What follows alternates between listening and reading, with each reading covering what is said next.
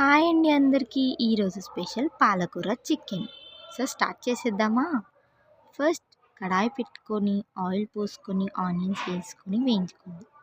ఇవి వేగాక కొంచెం పుదీనా, అల్లం వెల్లుల్లి పేస్ట్, పసుపు వేసి బాగా కలుపుకొని వేగనివ్వండి.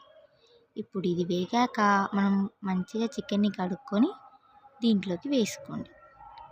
ఈ చికెన్ వేసుకొని బాగా కలిపి మూత పెట్టుకొని కొద్దిసేపు వేగనివ్వండి. ఇప్పుడు అది వేగాక కారం, ఉప్పు వేసి బాగా వేగనివ్వండి. అది కూడా కొంచెం వేగాక ఇప్పుడు టమాటాలు వేసుకొని బాగా వేగనివ్వండి. అవి మంచిగా దగ్గరికి వేగాక పచ్చిమిర్చి వేసుకోండి.